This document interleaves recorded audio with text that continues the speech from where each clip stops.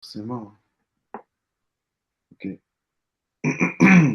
Alors, donc, aujourd'hui, nous avons invité le professeur Madébé, Joris Bertin Madébé, qui est sémiologue, qui a été invité par le HESS à Paris en 2023 et qui vient de Libreville, au Gabon, et qui travaille actuellement à l'Institut de recherche en sciences humaines de Libreville. Au moins, voilà. Géry, c'est un sémiologue. Nous l'avons impliqué dans notre projet parce que vous savez que depuis un certain temps, on s'interroge un peu sur la question de la méthode que nous adoptons ici et aussi hum, de comment est-ce que quelqu'un qui vient de l'extérieur de notre projet, quelle est la facilité avec laquelle il s'approche des outils et de notre, disons, euh, approche au fait électoral que nous adoptons dans le projet. Donc, nous avons posé un peu ces questions à Joris qui a préparé une présentation. Et, et donc voilà, merci Joris d'être là avec nous.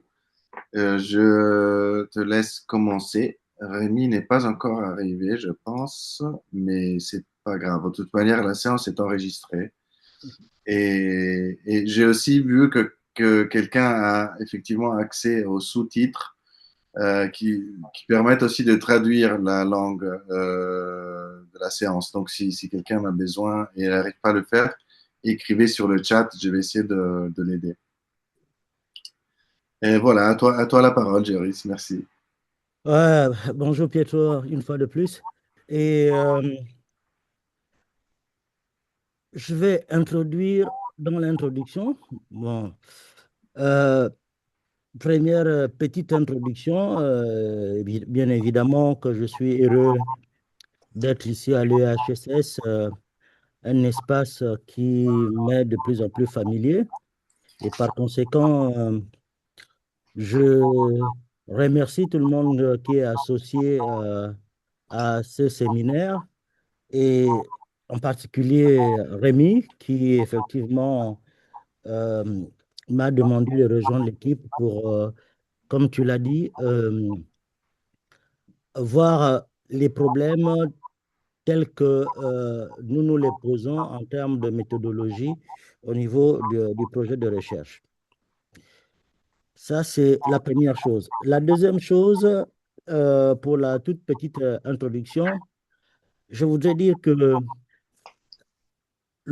la réflexion n'est pas encore aboutie dans la mesure où de nombreuses contraintes liées au temps ne nous ont pas permis, ne m'ont pas permis effectivement de prendre suffisamment de distance avec les premières perceptions que j'ai eues euh, du document qui m'a été transmis pour l'analyse.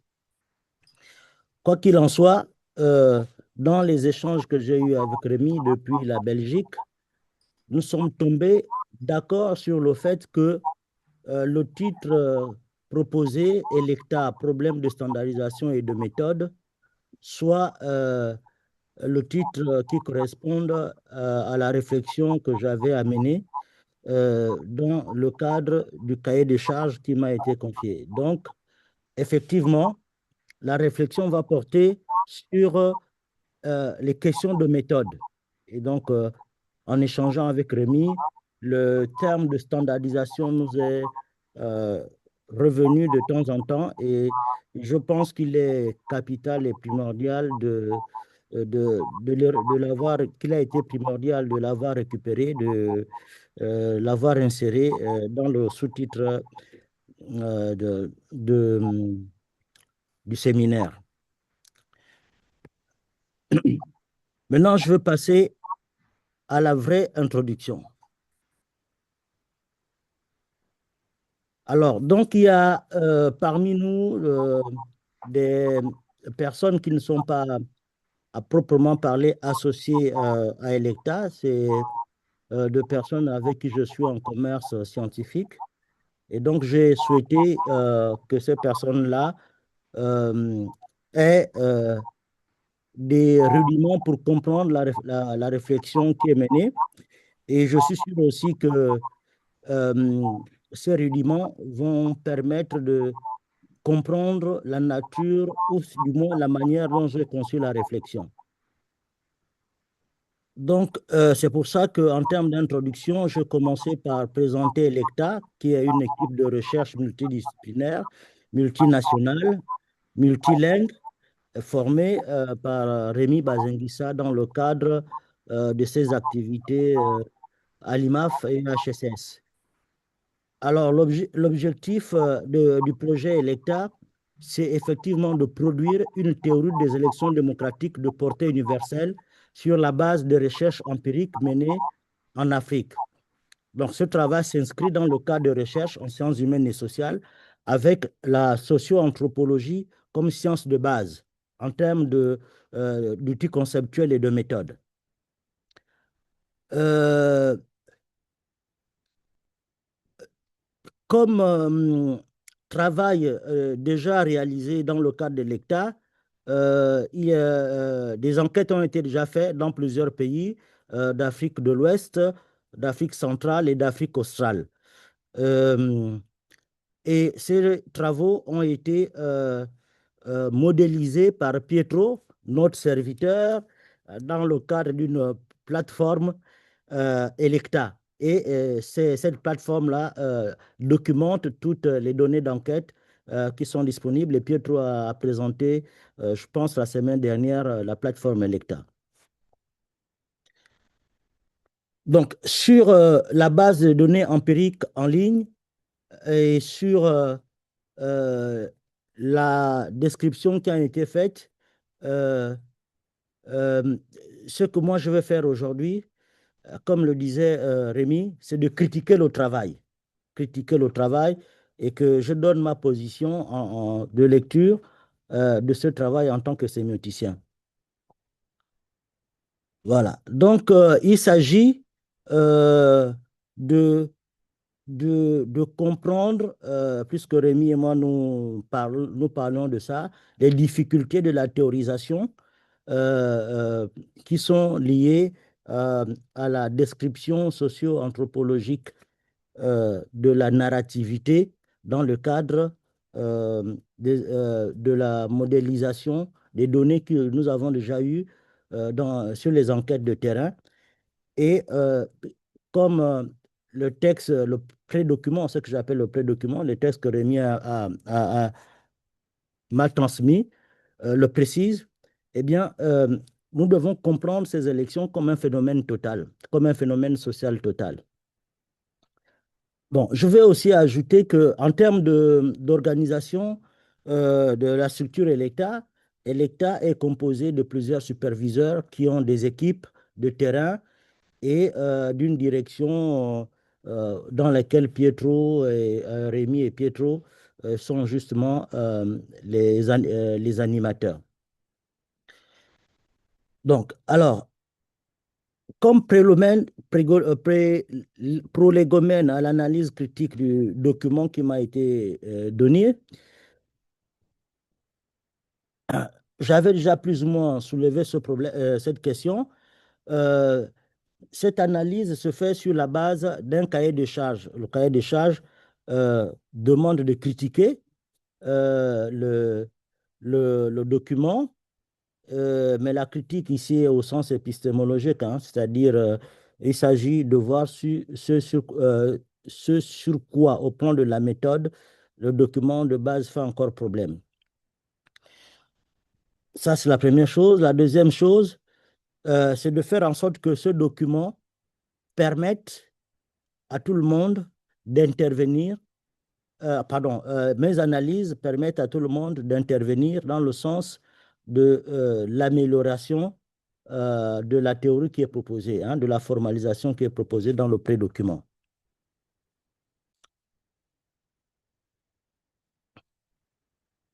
Les objectifs de ce séminaire, c'est donc de faire un retour sur ces analyses-là et de donner le sentiment que, par exemple, un sémioticien peut avoir après sa lecture.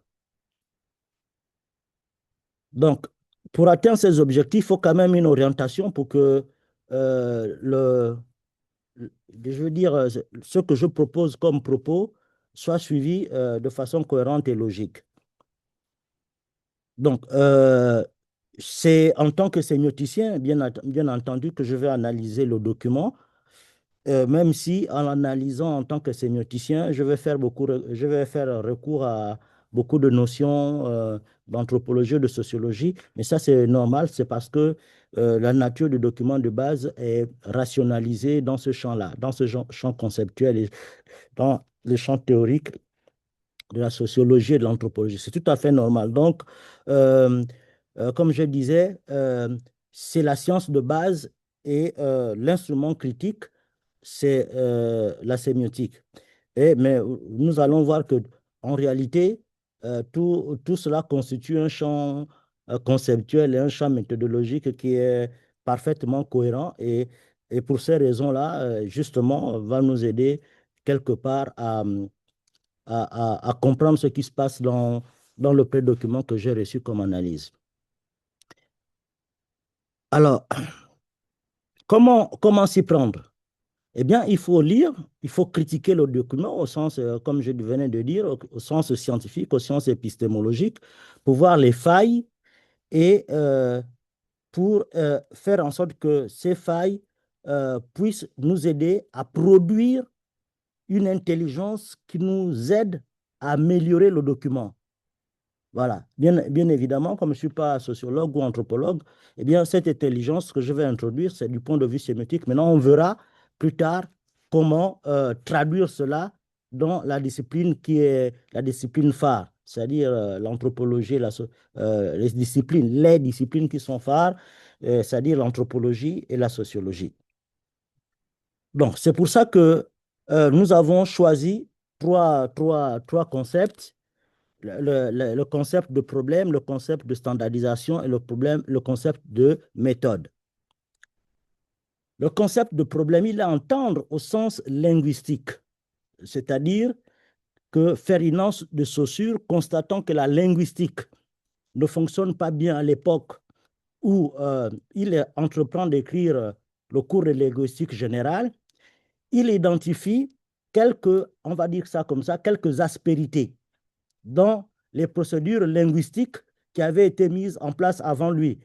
Et c'est l'identification de ces aspérités qui va l'amener à redéfinir la linguistique à partir des problèmes. Donc, c'est-à-dire un ensemble on va dire, de procédures techniques qui ne permettent pas de produire les résultats escomptés pour que la linguistique soit euh, perçue comme une science autonome qui a un objet, la langue, et, et cet objet lui permettant de sortir de la tradition, des traditions linguistiques anciennes qui étaient effectivement basées sur la philologie, c'est-à-dire l'interprétation de mots, leurs origines, etc., etc. Pour lui, ce n'était pas encore de la linguistique, c'était de la philologie. Donc, pour faire de la linguistique, il fallait identifier les problèmes et faire ce que lui-même il avait dit, créer un point de vue pour que, pour que la linguistique devienne une science structurale. Donc, le problème, c'est l'identification des aspérités techniques pour convertir la philologie en science structurale. Donc, nous interprétons la notion de problème comme cela, parce que nous aussi, on veut identifier les problèmes de la formalisation qui est encore dans le pré-document pour convertir ces problèmes-là en objets critiques qui nous aident à faire évoluer la formalisation et que nous ayons une méthodologie qui n'est pas de problème, un peu comme on l'a constaté avec Rémi dans les échanges qu'on a eus. Donc, la standardisation découle donc de la compréhension de la nature des problèmes que nous allons avoir. Mais elle a plusieurs conséquences. Elle a des conséquences sur les enquêtes, des conséquences sur les concepts, des conséquences sur la méthode. Et forcément, euh, ces problèmes ne peuvent être vus que du point de vue métacritique, c'est-à-dire que la modélisation propose une critique des éléments que nous avons sur la plateforme et donc les données de l'enquête. Donc, cette critique repose sur deux temps. Première partie, c'est la description, la deuxième partie, c'est la méthodologie. Donc, Ce niveau-là, comme nous allons le voir plus tard, c'est le niveau que nous appelons le niveau critique. Maintenant, il y a un autre niveau qui critique ce niveau-là. C'est ce niveau qui va nous permettre de voir comment améliorer la formalisation, la théorisation qui est proposée. C'est pour ça que j'appelle ce niveau-là le niveau métacritique. Donc, il est essentiellement constitué des concepts sémiotiques et de la logique sémiotique pour reformer les problèmes que nous avons, que nous constatons dans la méthodologie, dans la théorisation, pour les réformer et les discerner et ouvrir les pistes pour en faire que, du point de vue anthropologique ou sociologique, nous puissions les tirer à notre profit pour résoudre les problèmes auxquels la théorisation ou la méthode fait face. Bien, naturellement, comme je disais, la standardisation aura des conséquences sur les enquêtes, aura des conséquences sur le modèle formel qui est proposé, elle aura des conséquences aussi sur la manière dont nous allons rationaliser l'ensemble pour, on va dire, transfigurer la méthode. Ensuite, la méthode, oui, quand je dis méthode, il s'agit de la méthode qui est dans le pré-document. Parce que là aussi, nous allons voir plus tard que le concept de méthode implique non seulement les propositions méthodologiques qui sont faites dans la formalisation de la théorie narrative, mais les problèmes de méthode impliquent aussi la manière dont nous allons concevoir nous-mêmes la logique qui les décrit. Donc, il y a une sorte d'étage là. Hein. Donc, nous avons une méthode critique, comme je disais tout à l'heure, et une méthode métacritique. Donc, la méthode métacritique consiste à identifier la méthodologie sémiotique qui va nous permettre d'analyser la méthodologie formelle qui est proposée par le document sur lequel nous travaillons pour améliorer justement sa méthode. Bon, alors, donc, je vais aller rapidement, puisque cette page de PowerPoint, j'ai déjà plus ou moins expliqué, mais je veux revenir sur les dimensions sur lesquelles je n'ai pas encore, je ne suis pas encore intervenu. Donc, comme vous allez le constater, dans la deuxième moitié du PowerPoint, il y a le niveau de pertinence 3, le niveau de pertinence 2, et puis, il y a un niveau de pertinence droit que je n'ai pas mis en surgras. Je vous demande pardon, comme je le disais, j'ai travaillé toute la nuit pour essayer d'avoir au PowerPoint un support sur lequel réfléchir. Et je profite aussi de l'occasion de m'excuser. C'est pour ces raisons-là, si vous voyez des coquilles, hein, ne vous en faites pas. On verra on aura le temps de bien nettoyer le document pour le faire circuler. Et voilà, donc ça, c'est les problèmes de fatigue et de tension quand on travaille sous la pression. Vous savez comment ça se passe. Donc, d'après les analyses que je venais de faire, l'analyse métacritique que je veux conduire se situe à trois niveaux de pertinence. Troisième niveau de pertinence, c'est le niveau métacritique, c'est-à-dire le niveau des concepts de la méthode qui analyse le second niveau, qui lui était le niveau critique, c'est-à-dire la méthode telle que proposée dans le document que j'analyse. Et cette méthode, pour le moment, ce qu'on peut dire de façon préliminaire, compose de la façon suivante. 1. Première partie, élément de description, mais ce n'est pas une description au sens où les linguistes l'entendent. C'est une description au sens théorique, c'est-à-dire que nous nous approprions les données pour commencer à mettre en place une logique d'interprétation. Donc, la logique d'interprétation, elle est critique. Voilà. Ensuite, nous avons la méthode elle-même, c'est-à-dire la formalisation de cette première partie descriptive. Et cette méthode s'intéresse effectivement au niveau de conversion de ce que nous trouvons dans la partie descriptive. Et c'est le niveau de conversion qui pose beaucoup de problèmes. Parce qu'il s'agit de voir, puisque nous sommes dans la théorie narrative, il s'agit de voir comment le sens, ou l'élection comme sens, se construit pendant les élections, on l'a fait à travers les enquêtes, il s'agit maintenant de modéliser. Et ce sont ces modélisations-là, et c'est cette modélisation-là qui pose problème à travers la conversion d'un certain nombre de concepts vers d'autres concepts. Et comme nous allons voir tout à l'heure, on verra que euh, cette conversion est essentiellement, ces problèmes sont essentiellement euh, euh, provoqués par l'outil critique que nous utilisons dans la théorie narrative, c'est-à-dire la théorie narrative elle-même. Donc, c'est l'hypothèse que je fais, hein, comme on n'a pas, du point de vue sociologique et anthropologique, suffisamment tiré les conséquences d'emprunt des concepts de la théorie narrative, eh bien, cette absence fait que les éléments implicites ou explicites de cette théorie qui ne sont pas euh, pris en charge par la modélisation dont nous disposons, eh bien, ces éléments-là, du fait qu'ils soient absents, rendent la formalisation difficile et posent beaucoup de questions. Donc, pour déverrouiller la situation, on va réintroduire ces éléments de la théorie narrative pour voir comment, effectivement, contourner le problème de la formalisation tel que nous le rencontrons. Donc,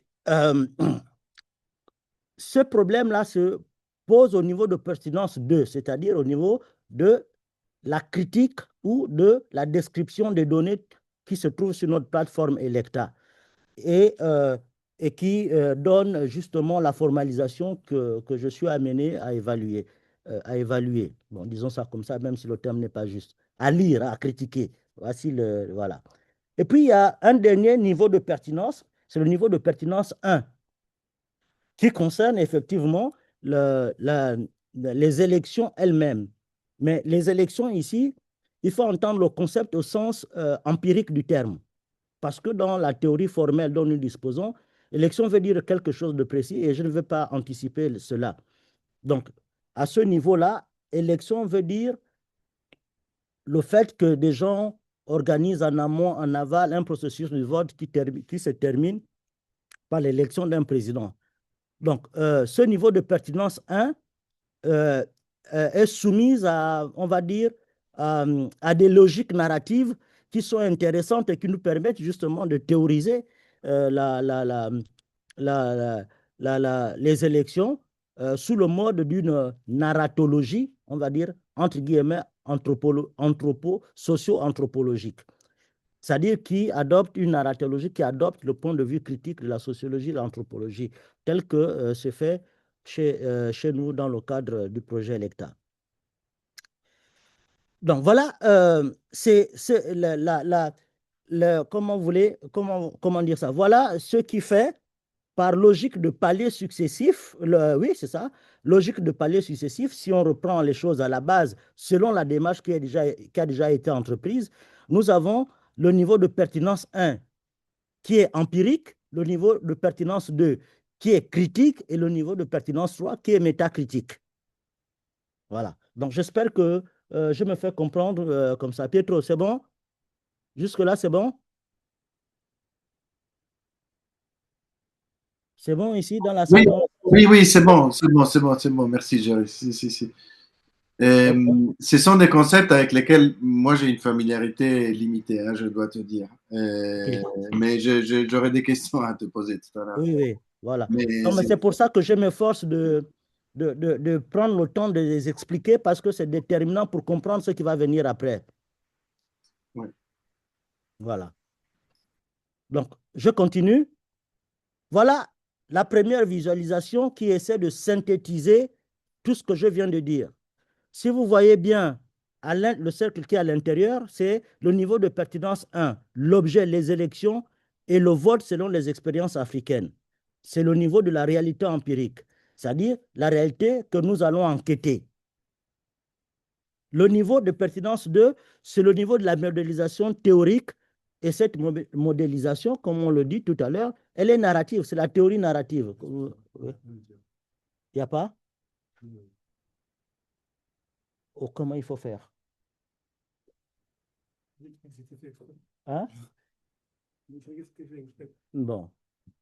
Euh, Comment il faut faire pour, Pour défiler cela. non, pour faire montrer ça, cette diapo-là, là, En en fait, ligne. On ne peut comment pas? c'est passé? Il y a un problème. Donc, on a un problème technique, on va faire une petite pause. Dans la salle, on n'a pas. Qu'est-ce qui se passe? Le, le, euh, Le PowerPoint est bloqué. Moi, j'ai un truc bizarre. J'ai comme un délai. non, non, non, non, c'est pas la bonne diapositive, en plus, qui est derrière, parce que c'est celle que j'ai ici ne correspond pas à celle qui est affichée. Ah, C'est celui-là, non? Oui. bizarre. Attendez, je vais essayer de faire quoi? Je me demandais pourquoi ça ne défilait pas. J'ai su que c'était fait exprès. Attends. Euh, C'est ça, c'est bien ça qui est là. donc, Et là, non, toujours. Là, j'ai encore un écran très bizarre. d'abord, Il faut arrêter peut-être. Voilà. ah, Oui, c'est ça le problème. c'est celui-là. Oui. Donc, il faut venir plus loin, plus avant. Avance ici. Oui. Celui-là, il faut l'effacer. Il y a l'écran qui est bizarre, qui est là, bizarre là. Là, nous sommes ici. Ouais, je vais d'abord.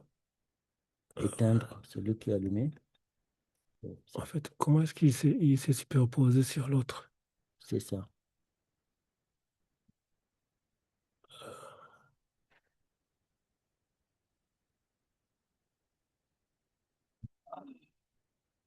Technico.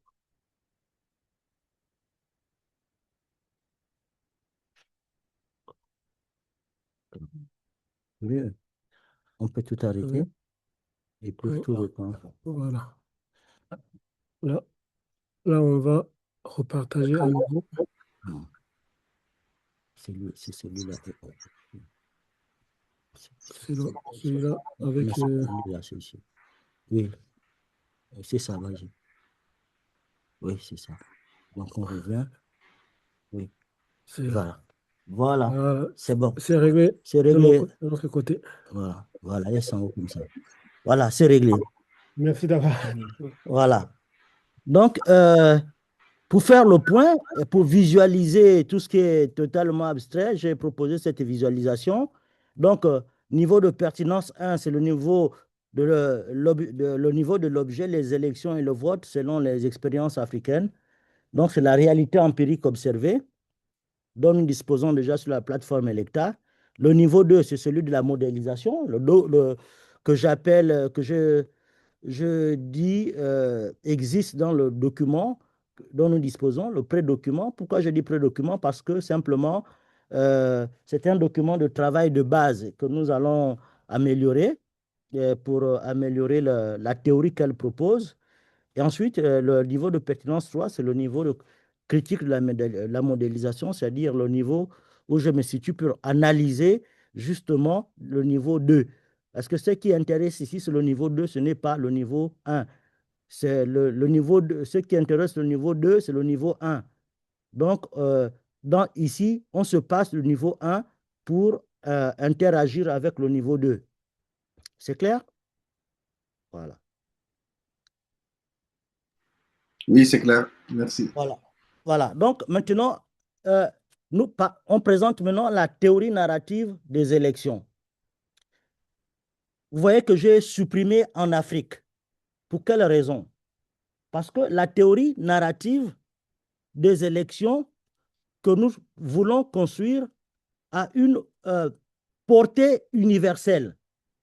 Elle concerne les élections démocratiques en tant que telles, pas spécifiquement celle qui est liée à l'Afrique.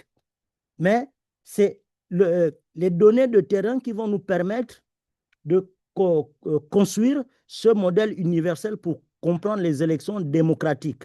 Bien entendu, nous allons nous appuyer pour universaliser le modèle sur les élections qui se sont produites sur les autres continents, pour confronter ou affaiblir la méthode et afin de trouver des logiques plus générales qui soient de portée transversale, transculturelle, transversale, continentale. Bon, bref, qui soient universelles. Donc, pour constituer cette théorie narrative des élections, Rémi Bazenguissa s'est appuyé sur deux auteurs principalement. Abbott, dans Time Matters, on Theory and Methods, donc, qui inspire la méthode, et puis sur Paul Ricoeur, qui inspire les concepts sur lesquels va se reposer la méthode de la théorie de Abbott. Donc, Paul Ricoeur ici, c'est temps et récit. Donc, maintenant, dans le tableau qui va venir, je vais essayer de synthétiser les principaux concepts et leur donner une logique métacritique, donc de la critique que je fais de l'analyse de cette première partie. Donc, la première partie, c'est la première partie descriptive. C'est la partie où les concepts de la théorie narrative sont exposés, exploités, etc., dans le pré-document. Donc, je résume pour me faire comprendre. La théorie narrative est inspirée par Abbott et Paul Ricoeur.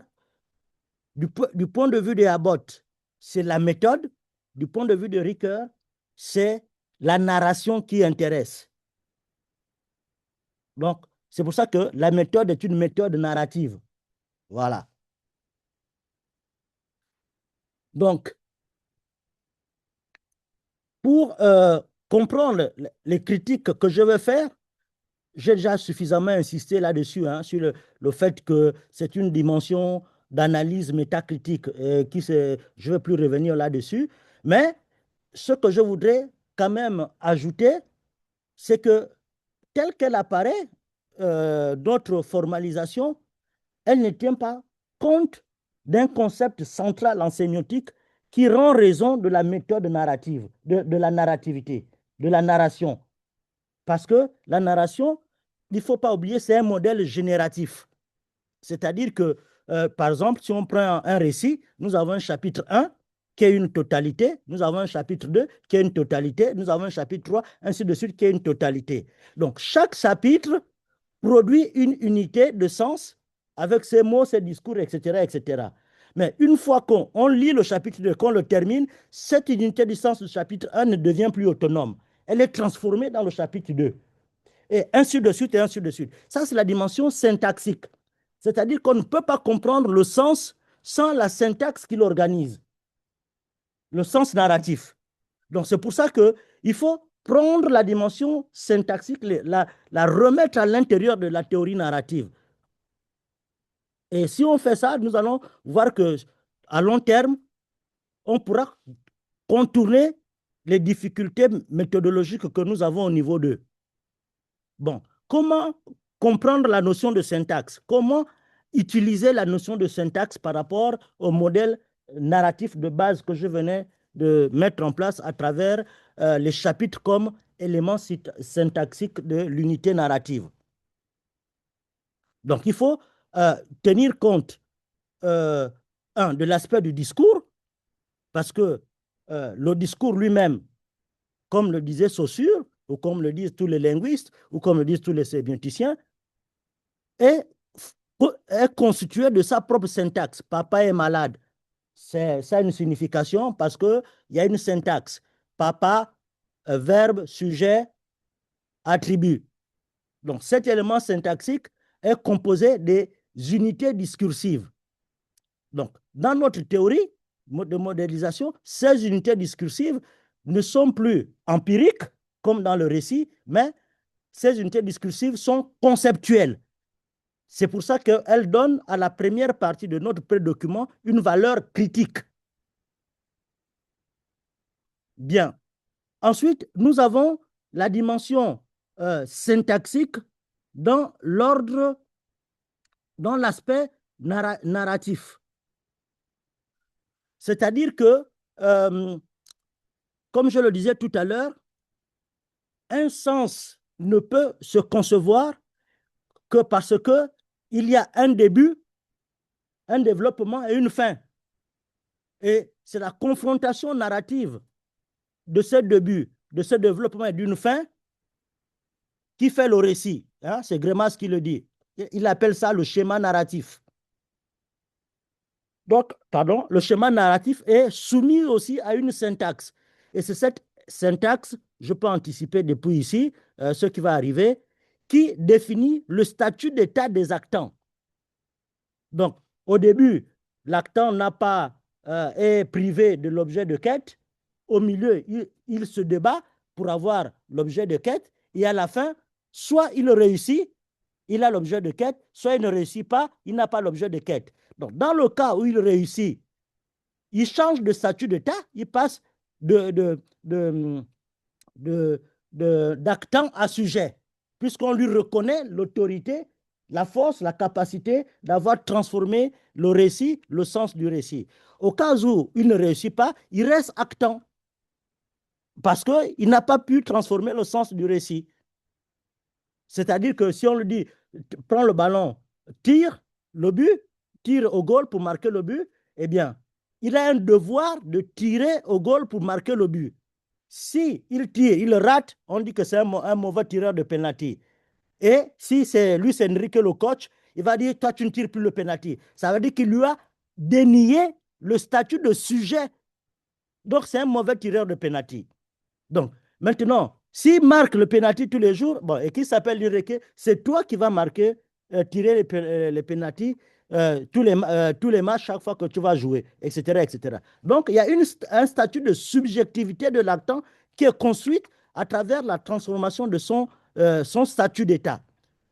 Mais ça, c'est assuré par les logiques narratives que, il me semble encore, le modèle formel dont nous disposons n'exploite pas. Enfin, il y a la dimension sémantique. Donc, si nous prenons l'aspect du discours, si nous prenons l'aspect narratif, forcément, nous allons avoir un aspect sémantique, puisque le propre de tout récit, c'est de produire un sens. Voilà.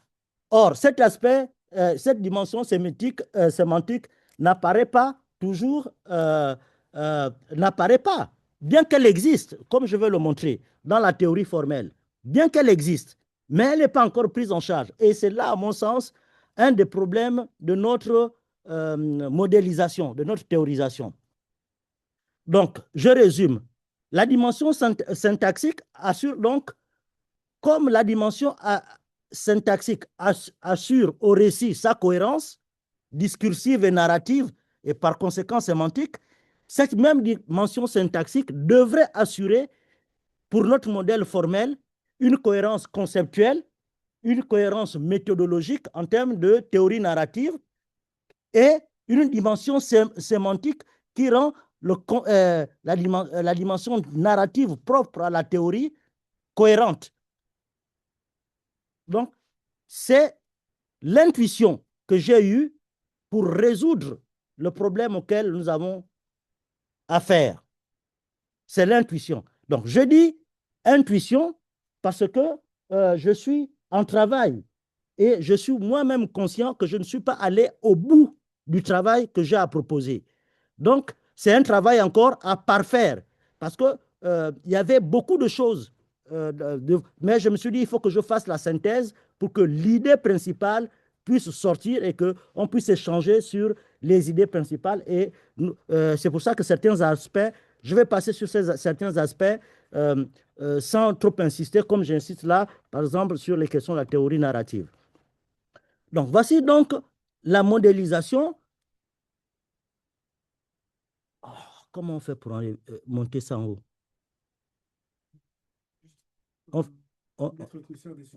Tirer, voilà. OK. Donc, voici donc comment toute la théorie narrative dont nous disposons est aussi bien dans sa dimension formelle que dans sa dimension méthodologique, se résume à partir de l'approche syntaxique. Donc, nous avons d'abord une dimension, ici, là, nous avons, le curseur se voit, bon, là où je touche, nous avons d'abord la dimension théorique de la description narrative des élections. Et c'est celle-là qui nous intéresse. Nous avons un ensemble de concepts qui vont déterminer les outils, comme les mots déterminent le discours narratif. Donc, ce sont les outils de la pensée théorique. Et ces outils sont organisés en fonction de leur rôle dans la théorie. Nous avons donc trois niveaux. Le niveau de discours, donc nous avons la syntaxe énonciative de la théorie, donc nous avons le corps social, le corps électoral, les éligibles et le corps de l'élu. Ensuite, nous avons les éléments de la syntaxe narrative, donc le modèle formel comme théorie narrative. Nous avons les formes immanentes de gouvernement social, c'est-à-dire la reproduction sociale des élections par le fait électoral. Et je mets la reproduction ou politique ou du politique. Je mets la question parce qu'effectivement, dans le jeu de conversion, nous allons comprendre plus tard que la réflexion sur la dimension sémantique fait de la reproduction sociale et la reproduction politique des éléments qui sont réversibles, donc pouvant être convertis selon le point de vue de l'un à l'autre, de l'un vers l'autre, par rapport au niveau de la séquence où on se situe. Ensuite, vous avez les figures narratives du pouvoir, les formes narratives de gouvernement politique qui mobilisent l'élection comme fait social. On va organiser l'élection comment? La dimension administrative, la dimension des inscriptions de votants, la dimension ceci, la dimension du traitement du vote, la dimension de etc., etc., jusqu'au jour de la proclamation des résultats. Et ensuite, et ce qui est intéressant, puisque la théorie narrative, notre théorie formelle s'inspire de la théorie narrative, nous voyons très bien que apparaît le concept de l'élection qui n'est pas le vote, le concept de la guerre électorale. Donc, le concept de l'élection ici, on va dire un peu, c'est la dimension de l'ouverture de la théorie narrative. Le concept du vote, c'est le moment où l'élection se transforme en vote, où les gens, le corps électoral va voter. Et puis la guerre électorale, c'est lié, in fine, d'une manière ou d'une autre, une séquence qui ponctue la dimension narrative des données empiriques et que l'on transforme ici en données conceptuelles sur la notion de guerre électorale. Donc, c'est comme on dit au Canada, la disputation. Les hommes politiques se battent, c'est moi qui ai gagné, c'est toi qui as gagné, etc., etc., etc. Non, les opposants, voilà, etc., etc. Bon, en conclusion, moi, je pense que la théorie formelle tient bien. Elle tient bien, elle est logique, elle est cohérente, du moins dans sa dimension descriptive. Mais dans le document que j'ai envoyé à Rémi, j'ai fait quelques remarques dans cette première dimension descriptive. Et c'est cette remarque qui a déclenché le processus métacritique. Nous parlons de temps et récit. Donc, le temps, c'est la dimension, comment dire ça, empirique du quotidien ou bien des éléments organisationnels qui impactent la structure du récit. Donc, la structure du récit fait du temps et par conséquent de l'espace une donnée fondamentale de structuration narrative. Et donc, cette donnée doit être prise en compte dans la structuration de la modélisation pour que nous sortions des difficultés que nous avons à convertir un certain nombre d'éléments à chaque palier. Et les paliers ici, je fais référence à la séquence de l'élection, à la séquence du vote et à la séquence de la guerre électorale. Donc, il faut introduire dans chacune de ces séquences la dimension du temps pour que l'élection comme récit ait une conséquence, soit une conséquence du temps. Et ce temps-là, on va le mettre à profit pour modéliser et c'est-à-dire sauter les difficultés qui apparaissent parce qu'on n'a pas tenu compte de cette dimension narrative, le temps. Ainsi de suite, ainsi de suite. Donc, c'est cette... avant d'arriver à la conclusion de ce tableau, donc, comme c'est montré, c'est un tableau métacritique donc, et tabulaire. Pourquoi tabulaire? Parce que vous allez remarquer que le tableau fonctionne du haut vers le bas. Le haut, c'est la dimension discursive, que ce soit le discours narratif, le discours théorique.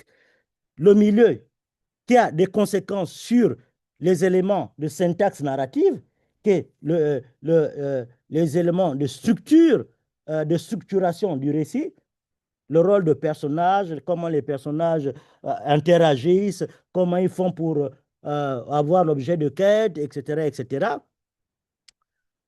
Et on retrouve aussi ce même besoin dans la dimension narrative à travers la théorisation, hein, et donc la prise en compte des éléments qui permettent au modèle formel de se structurer comme modèle. En fait, ensuite, le dernier élément des articulations, c'est celui de la construction de la narrativité. Donc, on le voit bien qu'on va du haut vers le bas et ça s'enchaîne logiquement. C'est la dimension du temps parce qu'on prend le temps ici, il ne faut pas le prendre au sens empirique, hein, c'est au sens critique. C'est-à-dire comment, je vais revenir là-dessus plus tard, plus que c'est explicité plus avant. Mais on a aussi une relation de gauche vers la droite. Donc, pour moi, sont ces éléments, cette relation de hiérarchie qui assure la résolution de problèmes, notamment pour ce qui concerne les conversions au niveau du deuxième aspect du document que j'ai reçu et que je vais montrer tout à l'heure.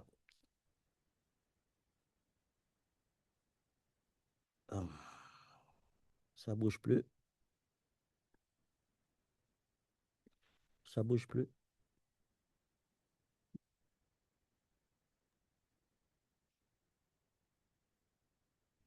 Je pense que tu es rentré dans la diapo, tu es en train de, comme si c'était en train de travailler dessus.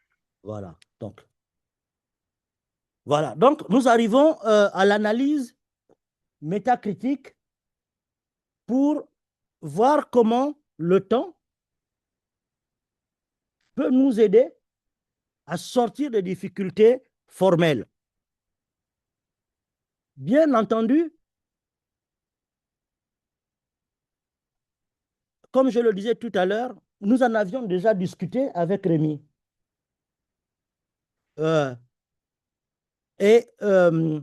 Nous sommes donc conscients qu'il y a un problème de théorisation. Et comme je le disais plus haut à propos du concept de problème, c'est ça le problème. Enfin, du moins une partie du problème. Un des problèmes techniques que nous devons résoudre. Comment introduire le temps pour résoudre les difficultés formelles qui sont vraiment évidentes dans la deuxième partie.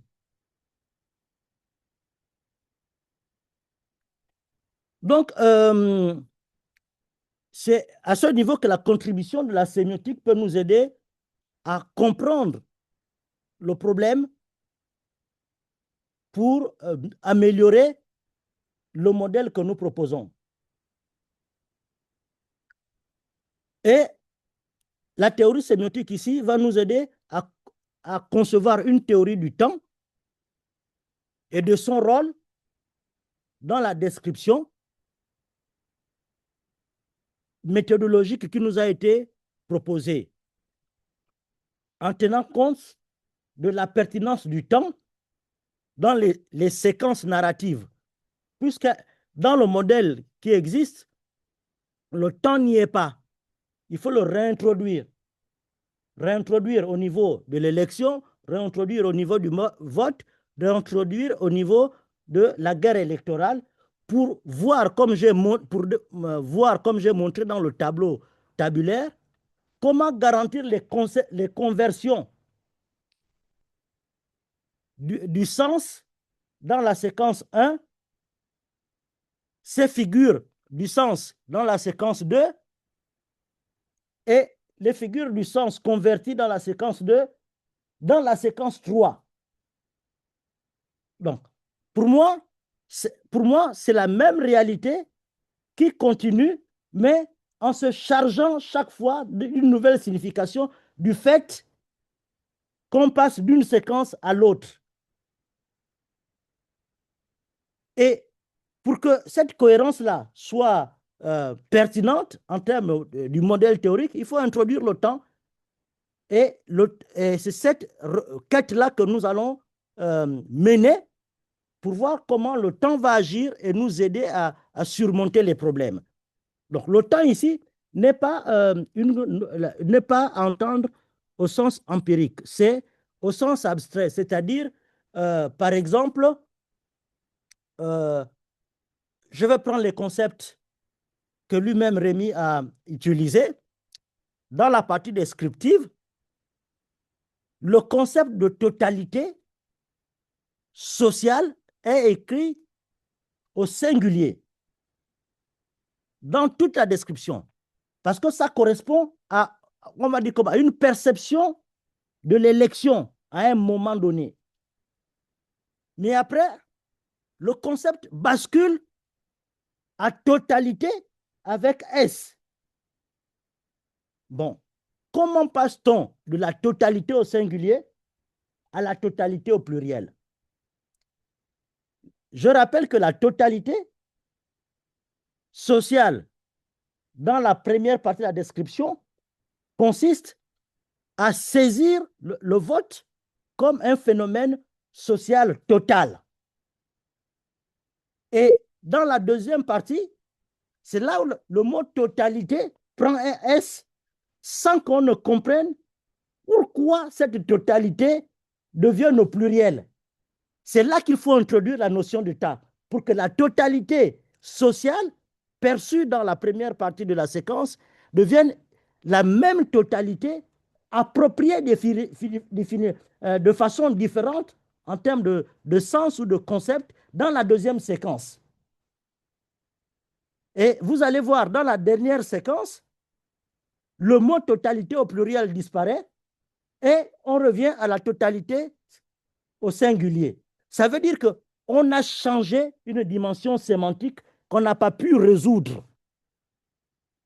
Et c'est cette résolution que nous allons essayer à travers l'introduction de la dimension du temps qui stabilise la totalité et ses évolutions dans la séquence 1, dans la séquence 2, dans la séquence 3, etc., etc.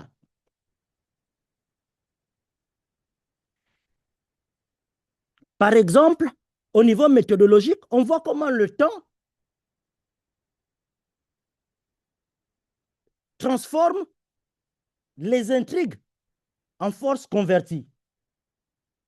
Mais c'est l'action du temps.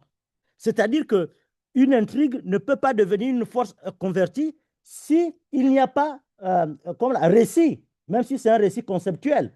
Il faut une histoire. C'est cette histoire-là qui manque, qui est métaphore du temps. Donc, c'est une histoire des concepts, hein, conceptuels. Autrement dit, c'est une grille, c'est une analyse qui manque là pour expliquer que le temps passe de totalité au singulier à pluriel, sans qu'on ait une définition précise de ce que ça veut dire totalité au pluriel. Et ensuite, on revient à totalité au singulier qui crée, on va dire, une sorte de flou, de flottement dans la modélisation parce qu'on ne sait plus à quel niveau on se situe. Donc, il faut résoudre ce problème-là. Alors que dans le Z-concept de intrigue et de force convertie, ça fonctionne très bien. Pourquoi? Parce que nous avons dans les intrigues une dimension anthropologique et les forces converties une dimension anthropologique. Et donc, la figure du temps est ici saisi par sa dimension corporelle. Parce que celui qui est élu, il peut être élu comme le symbole de quelque chose, d'une intrigue, par exemple, d'une force, d'une intrigue. Par exemple, je vais prendre quelle intrigue? Le retour du Sphinx, par exemple. Donc, dans le retour du Sphinx, Sassou qui revient, qui prend le pouvoir, il est taxé. Bon, là, je dis un peu n'importe quoi parce que j'ai oublié les concepts des forces converties. Il est taxé, par exemple, de force tranquille. Donc, mais force tranquille, pourquoi? Parce qu'il y a une narration implicite, la dimension du temps. Il était président, on l'a chassé, il est revenu, il a pris le pouvoir, etc., etc. Donc, on lui affuble la force convertie de la force tranquille. Voilà. Ou bien du sphinx, si vous voulez, ça revient à la même chose. Donc, on voit comment le temps ici est pris en charge par la conversion, mais on va dire en quelque sorte par abduction, parce que nous connaissons l'histoire immanente. Alors que dans le modèle théorique, on n'a pas cette histoire-là. C'est cette histoire qu'il faut reconstruire théoriquement pour que les conversions se fassent une à une et que le modèle soit complété.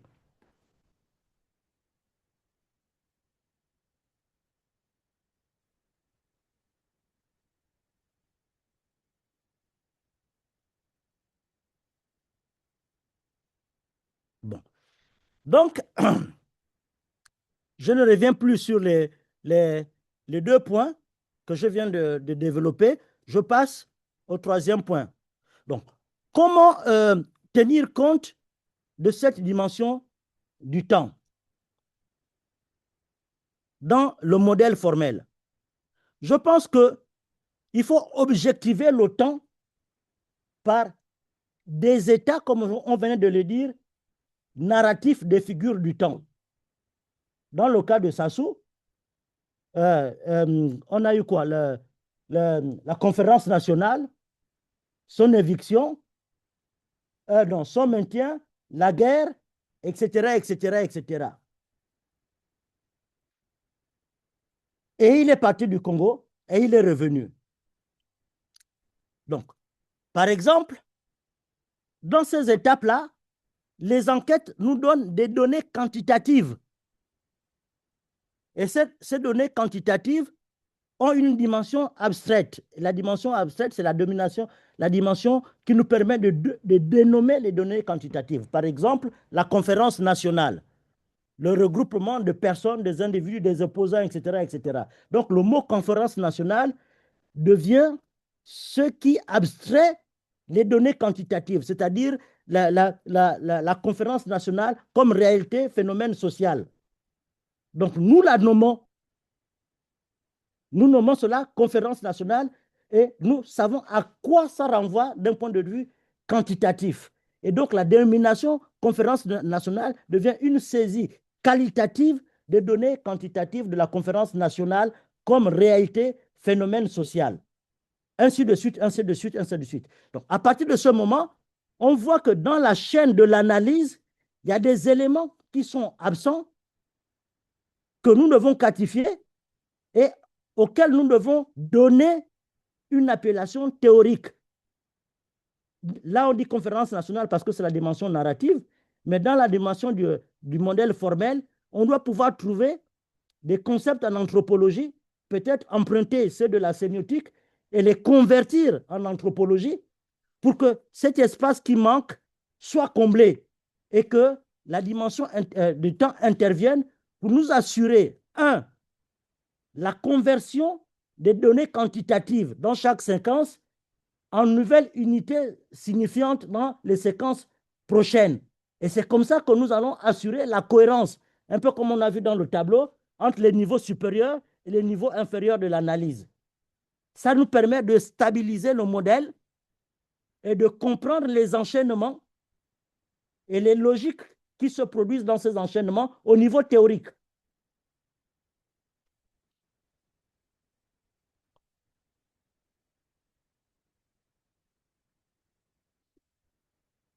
Donc, nous allons bientôt finir. Donc, une fois qu'on a saisi le temps dans sa dimension narrative et conceptuelle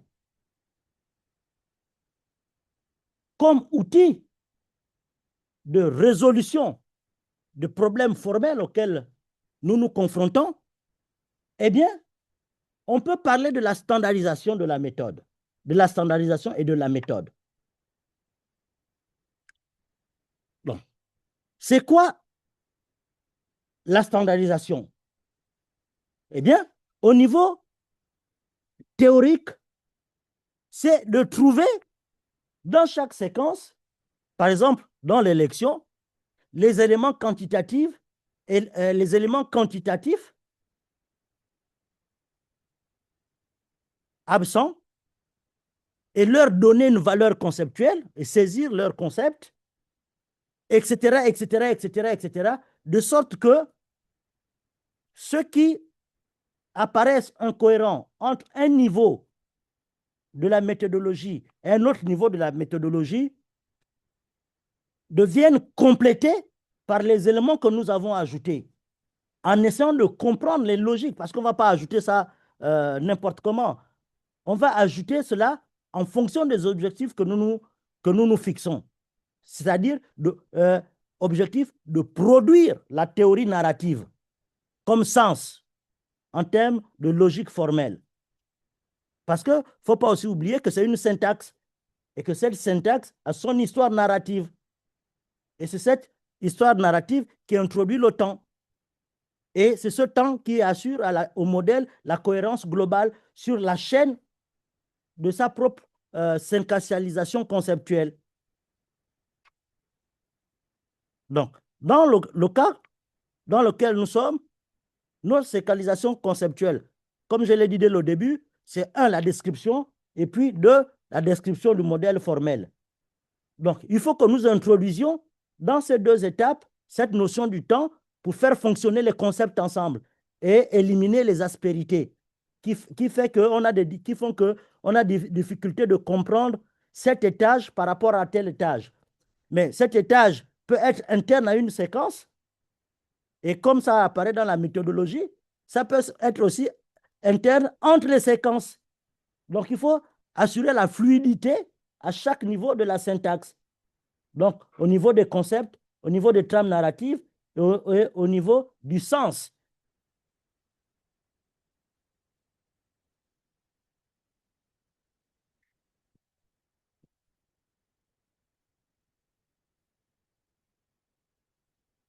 Oh, ça recommence encore.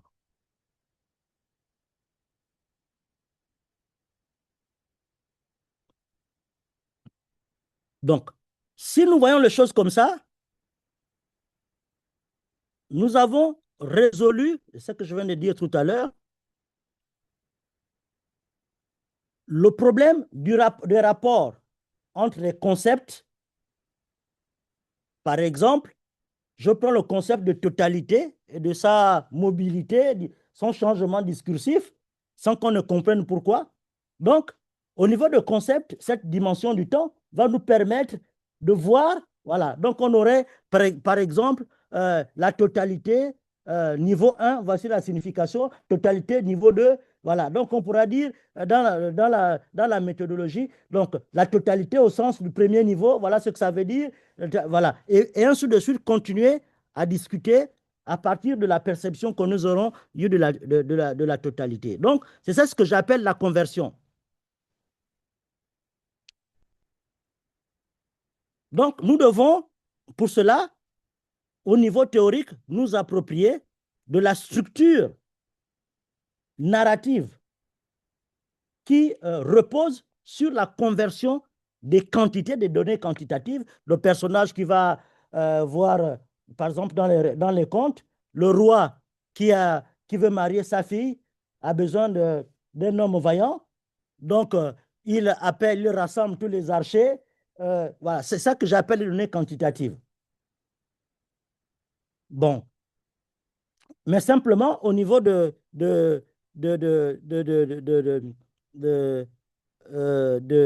la théorie, nous le transformons en concept. Dans le récit, cette étape-là, ça, je ne sais pas, je dis tout et n'importe quoi. On peut appeler ça l'invitation au mariage des archers, des meilleurs archers. Parce que déjà, quand on dit meilleurs archers, on est déjà dans la discrimination. Voilà, donc on crée un niveau de compréhension où, voilà. Donc c'est la même chose que nous devons faire au niveau méthodologique, comme je viens de le dire, avec le concept de totalité.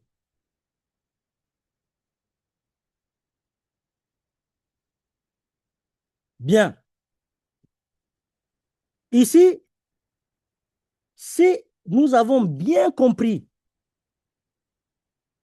ce qui se passe, ce que je viens d'écrire en amont, eh bien, nous changeons radicalement le modèle formel. Nous ne le changeons pas radicalement, pas si radicalement que ça. Nous le transformons simplement. Nous le complétons. Voilà, c'est ça le bon mot. Parce que nous allons voir que si nous prenons la séquence narrative telle que nous l'exploitons aujourd'hui, l'élection, le vote, la guerre électorale, nous empruntons à la théorie du récit, à l'épistémologie du récit. C'est-à-dire qu'on écrit un roman. Pour écrire un roman, il faut respecter un certain nombre d'étapes. C'est ça ce que j'appelle l'épistémologie narrative. Donc, tout auteur qui veut écrire un roman, si ça doit être un roman, il ne doit pas écrire sous forme poétique, il ne doit pas faire ceci, il ne doit pas faire cela. Il doit ajouter des personnages. Les personnages doivent avoir des rôles, il doit mener des actions. Il faut qu'ils aient un but, etc., etc. Donc, cette dimension introduit le temps narratif comme logique de conversion des séquences de départ vers le développement, vers la séquence de la fin du récit, qui nous permet de comprendre le sens du récit. De la même manière, dans la théorie narrative, nous devons avoir l'introduction du temps qui nous fasse comprendre, à partir des données quantitatives et leur formalisation qualitative en termes de concept, qui nous fasse comprendre leur conversion dans la seconde séquence et leur conversion dans la troisième séquence. C'est cette conversion ou transformation, comme disent les sémioticiens, qui va nous permettre d'ajuster à chaque fois les aspérités que nous ne comprenons pas. Un, au niveau de séquence. Deux, au niveau, à l'intérieur des séquences. Deux, entre les séquences elles-mêmes. Et c'est cette compréhension qui va nous permettre de finaliser la modélisation et de lever les doutes que nous avons sur le modèle formel dont nous disposons. Donc, de résoudre les problèmes. Mais pour le faire, il faut adopter une position métacritique, c'est-à-dire que nous avons déjà un modèle qui est là. Maintenant, nous allons interroger ce modèle avec les nouveaux outils, celui que je propose, par exemple, pour le questionner. C'est-à-dire qu'on transforme le modèle initial. C'est pour ça que j'ai mis ici des petites barres pour dire que dans le modèle de base, il faut introduire la notion du temps considéré du point de vue théorique. Ça veut dire quoi? Ça veut dire que l'élection, théoriquement, dans la logique narrative, les élections en tant que phénomène social, dans la théorie narrative, commencent par l'élection. Ensuite, le vote, enfin, la guerre électorale. Du point de vue de la théorie, ce n'est pas ça. Parce que nous voyons ici que le modèle formel que nous développons est trop collé de façon, on va dire, quasiment empirique au modèle qui le génère, le récit. Donc, la théorie ne prend pas suffisamment de distance avec le modèle qui le génère, le récit. Donc, on doit pouvoir créer une distance avec le modèle empirique, le roman, la théorie narrative du roman et la théorie narrative, n'est-ce pas, des élections. Et cette transformation, cette compréhension amène une transformation du modèle de base en insérant deux dimensions. Je ne vais pas revenir sur, je ne vais pas expliquer les détails, sinon ça risque d'être long et compliqué. Mais ce que je voulais dire, c'est que ce qu'on voit à gauche ici et à droite ici, ce sont des nouvelles séquences qui sont introduites à partir de la compréhension théorique du temps pour compléter le modèle qui existe, le modèle de la théorie narrative. Dans ce sens, nous verrons à partir des enquêtes de données, nous aurons une nouvelle définition de la théorie narrative. Dans ce sens, je voulais dire quoi? Nous savons que nous allons avoir une élection, par exemple, au Gabon. Mais bien, cette élection ne va pas commencer avec le temps des élections empiriques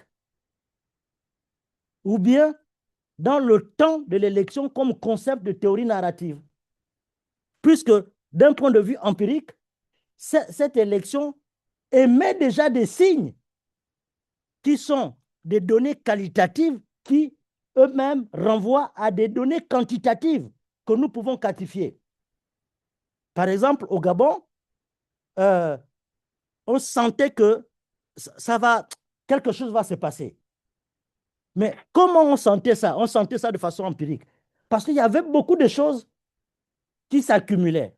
Et on allait vers la dissolution de la totalité sociale. Donc, eh bien, ces éléments-là, on aurait pu imaginer, si nous en avions la possibilité métacritique, de le nommer putsch. Donc, par exemple, je dis là un peu n'importe quoi, mais c'est pour expliquer. Par exemple, la totalité politique a failli, elle émet des signes, et ces signes sont convertis en données quantitatives, et ces données quantitatives menacent la dissolution de la totalité sociale. Donc, pour que le pays ait sens, il faut que la démocratie revienne aux avant-postes et donc qu'on maintienne la dissolution de la totalité sociale. Et qu'on maintienne la totalité sociale. Et que la totalité sociale ne se dissolve pas parce que les signes avant-coureurs nous disent que quelque chose va se passer. Donc, cette chose-là, c'est le putsch. Donc, si par exemple, on a bien compris que quelque chose va se passer et dont on saisit les figures et dont on modélise les figures en termes de concept, eh bien, on introduit dans l'élection cette dimension qu'on avait exclue.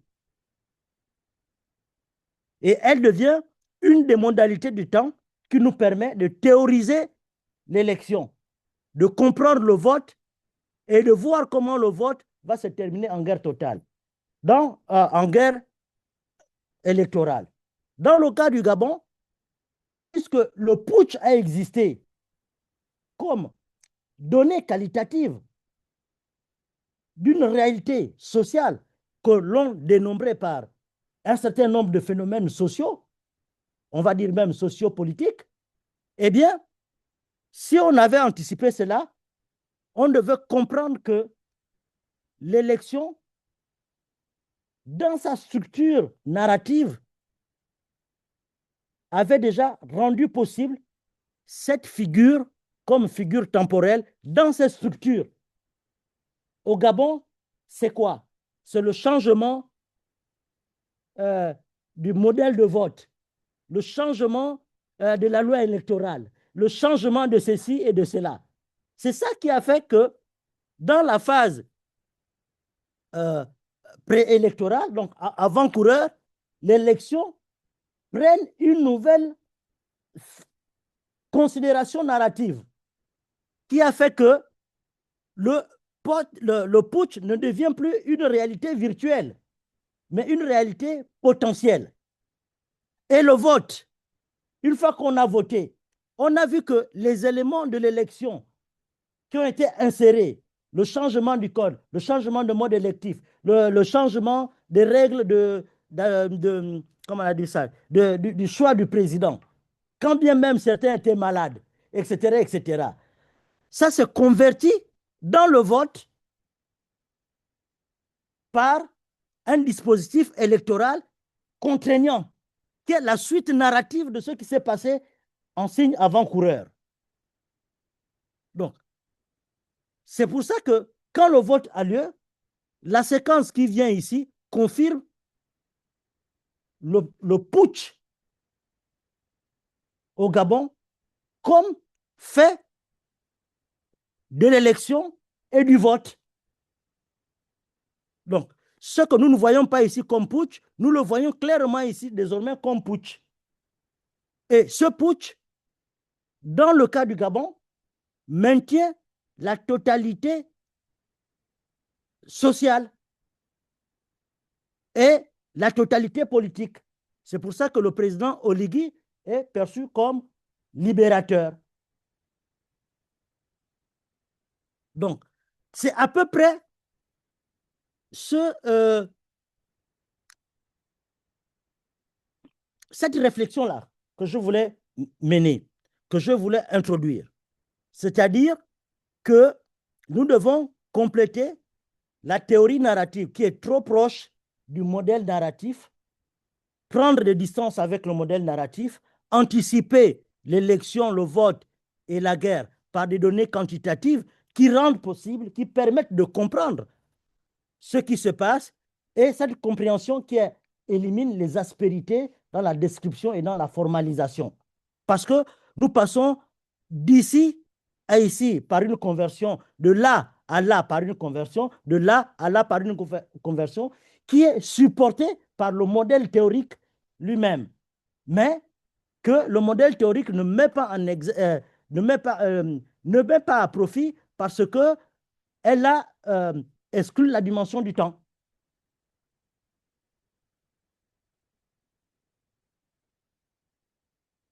Donc, ce modèle nous permettrait, à partir, par exemple, de formes d'immanence et de données quantitatives existantes, par exemple, je parlais du Gabon, rassembler toutes les données, les formaliser, l'exemple du Bénin, les rassembler, etc., etc., etc., ce qui nous permettrait de simuler les types d'élections et de comprendre, d'anticiper ce qui va arriver sur le plan de la théorie narrative.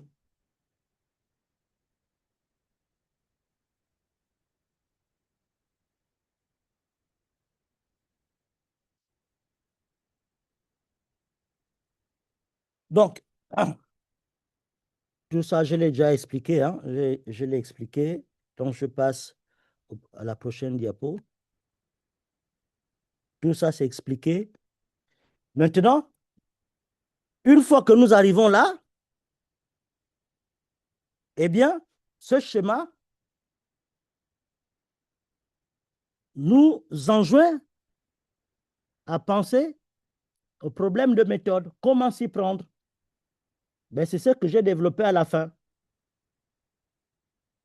D'abord, on comprend ce qui se passe en amont, on laisse la théorie narrative, on complète, telle qu'elle est proposée, on la complète des nouvelles séquences que j'ai proposées, on investit dans ces séquences des configurations possibles qui vont expliquer ce que peut advenir le vote en termes narratifs, et on modélise cela, et c'est cette modélisation qui va nous permettre, comme outil, de comprendre,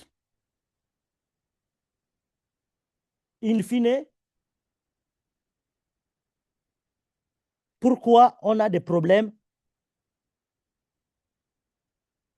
on a eu des problèmes. Je vais vous montrer, je vais revenir ici. Oh là là, comment on fait?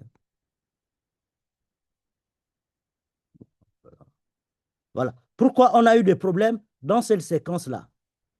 C'est parce qu'il manque des éléments qui nous permettent de convertir les données narratives de la théorie de l'élection, de la théorie du vote et de la théorie de la guerre électorale.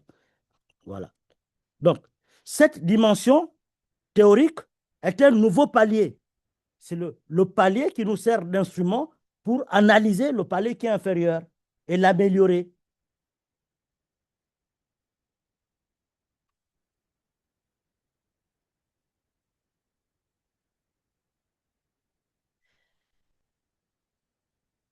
Donc,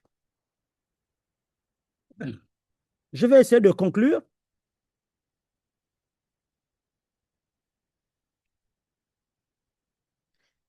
Dans notre méthode actuelle, il y a une sorte de conflit des interprétations. La narration, la théorie narrative, en tant que réalité épistémologique, donc d'épistémologie narrative, a eu trop d'impact dans la modélisation formelle. Parce que la modélisation formelle a été quasiment une reprise du schéma du modèle narratif. Donc, je propose d'en sortir et de créer un palais supérieur qui va nous permettre de compléter les éléments d'herméneutique critique par l'insertion de la dimension du temps. Et ce travail, nous devons l'accomplir pour comprendre ce qui se passe au niveau inférieur. Mais ceci, je l'ai fait, moi, en tant que sémioticien, mais d'autres personnes peuvent le faire, parce que nous sommes multidisciplinaires, multisectoriels en termes de sciences, multiméthodologiques, peuvent le faire aussi dans le cadre de leur champ. Et puis, ce que nous ferons, c'est de confronter, d'être ensemble, de confronter, de discuter, de voir si les propositions sont intéressantes et de trouver, comment on appelle ça, des concepts. Donc ça, c'est la syntaxe discursive au niveau du modèle formel, sont stables. La trame, la théorie narrative au niveau du modèle formel est stable. Et enfin, la production de la logique. Et c'est ça qui est important. C'est ce niveau-là qui est important. On doit avoir une rationalité, c'est-à-dire qu'un modèle logique qui nous permette de comprendre ce que nous faisons. Donc, il me semble que le niveau de pertinence 2 pose problème parce qu'il n'a pas encore le modèle formel qui permet de le modéliser. On est un peu dans l'empirie, quoi. Je veux dire, on est un peu comme dans la caverne de Platon. C'est quelque chose, on va là-bas, on se cogne, on vient ici, on se cogne, parce qu'on n'a pas l'élément standard supérieur qui nous dit non, mais voici le chemin, même si c'est le noir, suivez le chemin, vous n'allez pas vous cogner sur tel, vous allez directement sortir de la caverne. Donc, c'est ce que nous allons créer. Mais nous devons le créer en commun pour que nous puissions voir, un peu comme on dit au niveau des thèses et de mémoire. On fabrique d'abord la méthodologie, et c'est cette méthodologie, quand on l'applique, qui permet la lisibilité de nos démonstrations. Donc, c'est ça que nous allons aussi faire. Créer un modèle supérieur qui nous aide à comprendre le modèle inférieur. Et une fois que le modèle supérieur nous l'aura permis de comprendre, eh bien, les choses seront plus apparentes. On pourra corriger ce qu'on a compris dans la théorie formelle. Moi, ce que j'ai proposé ici, c'est la théorie du temps. Mais la théorie du temps, en narratologie classique ou en sémiotique narrative, n'est qu'une portion du problème. Parce que comme on le voit comme on l'a vu dans le tableau, dans le tableau que j'ai proposé, il y a la dimension aussi de l'espace. C'est-à-dire que dans les éléments, le syntagme que j'ai ajouté avant les élections, l'espace a un rôle important. L'anthropologie a un rôle important. L'histoire a un rôle important. La culture a un rôle important. Pourquoi? Par- Parce que si on est au Gabon, ce qui se passe, par exemple, avant les élections, détermine ce qui va se passer dans la période des élections. Et ces éléments-là ne sont pas identiques au Cameroun, ne sont pas identiques au Bénin, ne sont pas identiques au Congo-Brazzaville. Donc, chaque fois que nous allons avoir affaire à ces données quantitatives et à leur dénomination qualitative, nous allons, en quelque sorte, générer une grille qui va nous permettre de comprendre où on va et modéliser. Et c'est cette modélisation-là, qui est une modélisation métacritique, qui va nous permettre de comprendre que, oh, si on a une totalité ici qui devient totalité là, c'est parce qu'on n'a pas, il y a ceci qui a manqué. Donc, il faut réintroduire ça par tel élément qui apparaît dans la théorie telle que nous avons passée en amont. Donc, c'était ça le problème. Ainsi de suite, ainsi de suite. Bon, je conclus. Bon, je suis désolé hein, d'avoir été long. L'objectif, c'était de simplement montrer que notre modèle formel a besoin d'être amélioré et cette amélioration doit nous permettre, peut nous permettre de sortir de notre cadre tel que nous l'avons bâti pour emprunter à d'autres sciences des concepts qui vont nous permettre l'innovation et de sortir des difficultés formelles dans lesquelles nous sommes. Mais pour sortir de ces difficultés formelles, il faut que nous ayons d'abord un modèle théorique supérieur qui nous serve de rationalité générale à partir duquel nous analysons le modèle inférieur et que nous ayons ce modèle en commun. Et c'est ce modèle en commun qui va nous permettre à terme d'avoir une logique interne de la théorie du vote qui elle-même va se manifester par le modèle que nous mettons en place au niveau 2. Donc, je suis sûr qu'il y a des choses que je n'ai pas bien dites ou que j'ai survolées comme j'avais précisé, mais c'était un choix et je m'excuse aussi pour les coquilles, etc., etc. Donc, je vous remercie pour cette prise de parole. Merci, Joris. Merci, merci. C'était très intéressant. Moi, j'ai des remarques et des questions à te poser. Euh, Surtout, ce qui m'a beaucoup intéressé, c'est cette idée d'essayer de développer une espèce de toile de fond temporelle sur laquelle on va faire travailler notre modèle en trois séquences. Parce qu'effectivement, il y a quelque chose qui nous manque sur ce plan. C'est-à-dire que nous arrivons toujours avec ces trois séquences, mais la première est déjà quelque chose où la réalité empirique qu'on veut étudier est déjà en mouvement. Et, et ça nous empêche peut-être justement d'encadrer ce mouvement sur un fond Voilà, c'est qui ça, soit figé, qui soit c'est ça, fixe. c'est ça. Et tu m'excuseras, moi je n'ai pas de familiarité avec la sémiotique et c'est quelque chose que je connais de loin. Et, mais je pense que ce que tu veux dire a été très clair sur ce plan-là. Et aussi, ce qui nous manque aussi, c'est justement, en ayant cette toile de fond figée, on pourra mieux cerner les métamorphoses des C'est ça, différents éléments qui changent pendant l'analyse que nous on fait. c'est ça.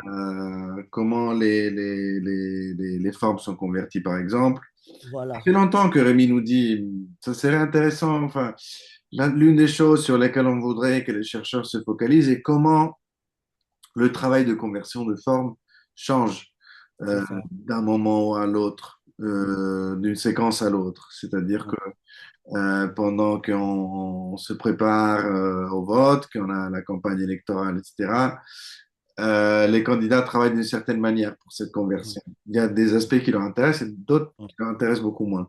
mm, Quand on est au moment du vote, ce travail encore se constitue d'une manière totalement différente. mm, Le vote, il pose toujours un challenge, un défi immédiat pour les candidats.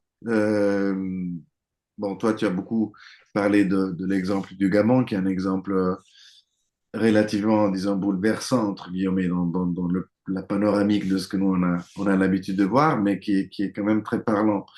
Euh, c'est au moment du vote que on se rend compte que le système zombifié, le système dynastisé de c'est ça. pouvoir au Gabon ne peut pas tenir. Et Mm, en fait, c'est juste après le vote que on, on évite la guerre électorale en annonçant un coup d'État. C'est-à-dire que mm, voilà, le résultat de l'élection et du vote est inacceptable. mm, On procède dans une autre direction.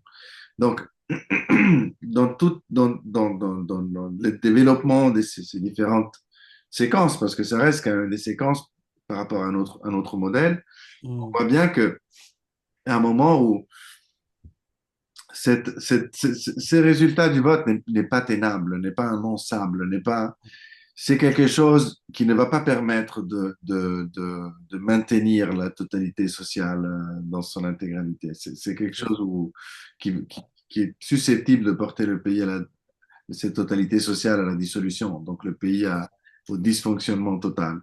c'est ça. La riposte, c'est on trouve une solution différente, on vous présente un nouveau élu, un nouvel élu qui n'a pas vraiment été voté, donc techniquement élu, mais qui sort des coulisses.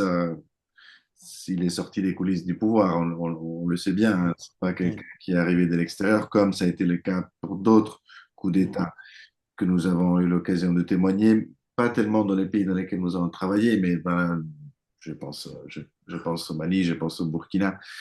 Au Gabon, c'est un coup qui a vraiment pour but de permettre la continuation, la rénovation, mais sans trop rénover, de cette totalité sociale.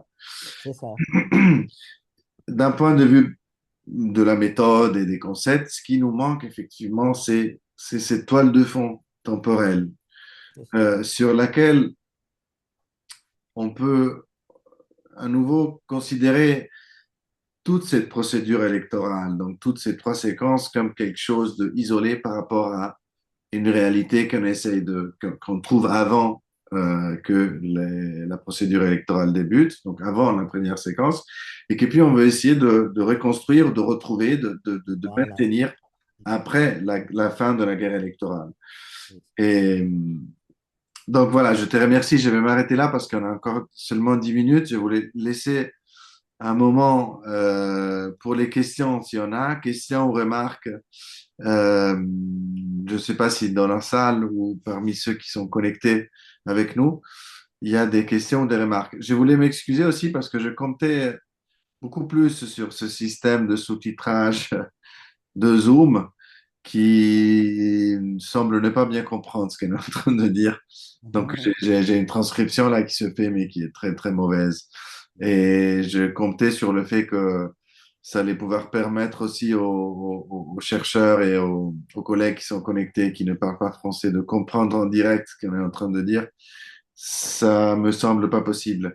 Mais c'est ce que je vais faire parce que j'ai vu que sur YouTube, il y a quand même un système beaucoup plus efficace de transmission, de traduction, pardon, de ce qui est dit pendant les séances. Et je vais donc retirer l'enregistrement de Zoom et le mettre sur YouTube pour que ça puisse être regardé avec un sous-titrage cohérent et avec des traductions qui fonctionnent. Est-ce que quelqu'un dans la salle ou parmi les gens qui sont connectés a des remarques ou des questions à poser?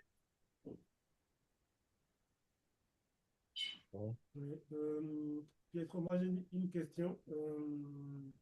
Ça faisait longtemps que je n'avais pas accompagné le séminaire, mais dans mes souvenirs, il y a un temps où on parlait du moment d'ouverture. Mm. Le moment d'ouverture qui précède la première séquence. Mm. Il y a toujours eu un déclic, en tout cas quelque chose qui déclenche la première séquence. Est-ce que dans cette perspective que M. Madebe est en train de proposer, ce moment-là ne serait pas plutôt enfin, ne pourrait pas correspondre à cette période qui précède la première séquence, mais quand même qui est un peu plus élargie, qui ne se limite pas à un seul acte, puisque généralement, quand on disait au moment d'ouverture, soit c'est une prise de parole d'un des acteurs qui a déclenché que la machine se mette en marche. Et ce que je trouve intéressant aussi dans cette approche, c'est que finalement, ça va être un processus. Ça va être une analyse processuelle en tant que processus. Et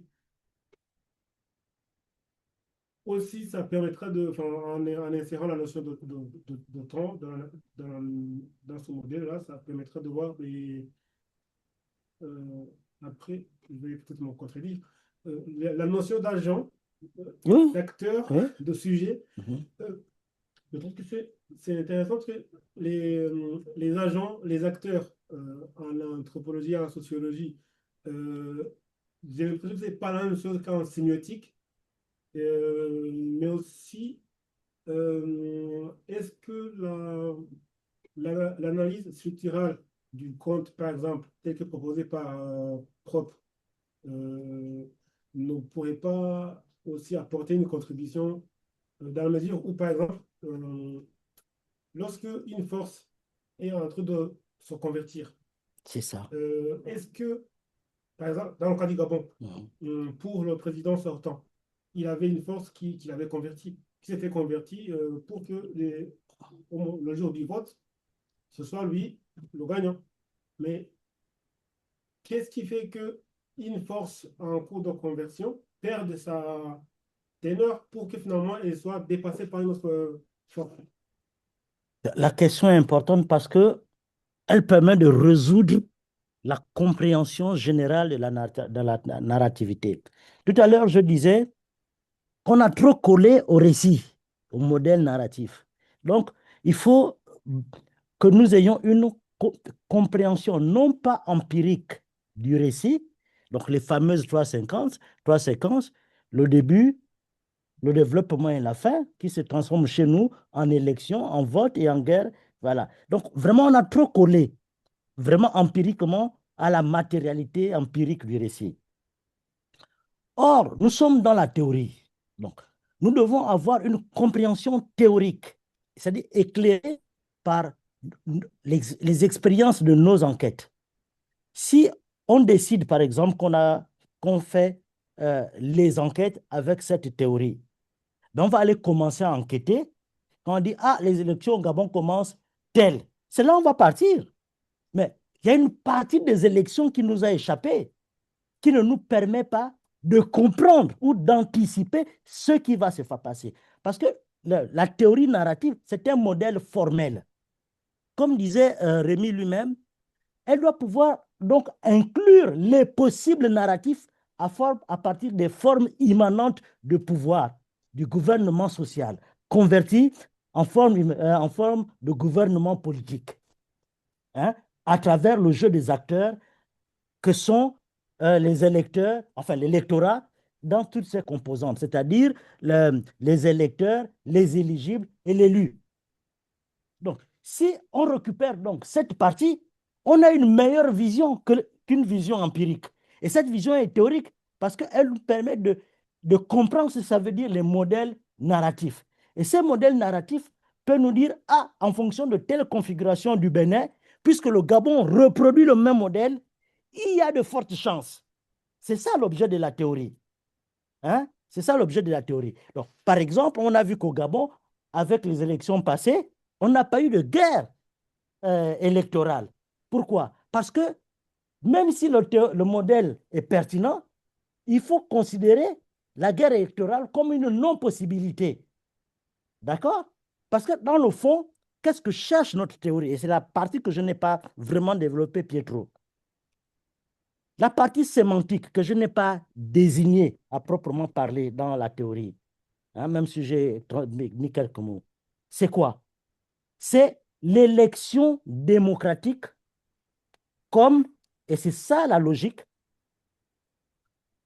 profonde, sens de la non-dissolution de la totalité politique. C'est ça, en fait, le niveau profond. Toute la trame narrative doit fonctionner sur le fait qu'on ne doit pas dissoudre la totalité sociale. Sinon, le pays va éclater. Maintenant, comment cette non-dissolution est possible? C'est ça maintenant les logiques narratives qui sont adoptées à partir des formes immanentes de pouvoir et de la du gouvernement politique. Donc, si on, euh, on tient cette partie en amont comme faisant partie intégrante de la théorisation narrative de l'élection démocratique, eh bien, nous nous accordons des éléments de lisibilité, projectifs même, puisque nous sommes dans la théorie du possible, comme dit Rémi. Et ça nous permet en quelque sorte, comme je disais tout à l'heure, quand on fait le mémoire, on va d'abord lire Freud, on va lire Lacan, après on se dit non, Freud n'a pas bien fait ça, Lacan n'a pas... Je pense qu'il faut mélanger les deux. Et puis, bon, une fois que le mélange est fait, là, on peut comprendre maintenant, oui, notre objet devient lisible. C'est exactement ce que nous devons faire. Dans ce sens-là, donc, on voit bien que la guerre totale, c'est une possibilité et une non-possibilité. Mais comment admettre que c'est une possibilité ou non-possibilité si on enlève la séquence finale? Donc, l'élection ne se termine pas avec la guerre. Il y a des éléments de quantification derrière que nous pouvons saisir par une dénomination pour dire, ah là, c'est fini, l'élection est terminée. Donc, le modèle narratif est complet maintenant. Non, mais il est complet sur le plan théorique. Ce n'est pas sur le plan empirique de l'empirie.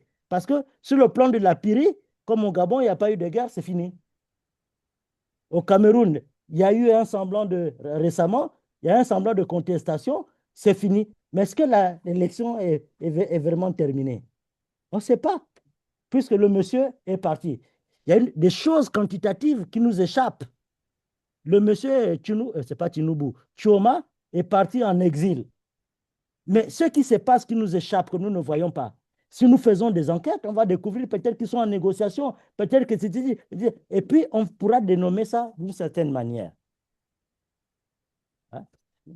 Voilà, donc, je voulais terminer par là. Vous voulez poser la question?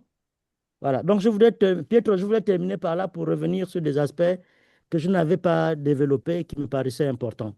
Il y a peut-être quelqu'un qui avait posé une question. J'ai vu une main levée dans le Zoom. Est-ce qu'il y a quelqu'un qui voulait rajouter quelque chose? On devrait libérer la salle, il me semble. Ah, il est temps là.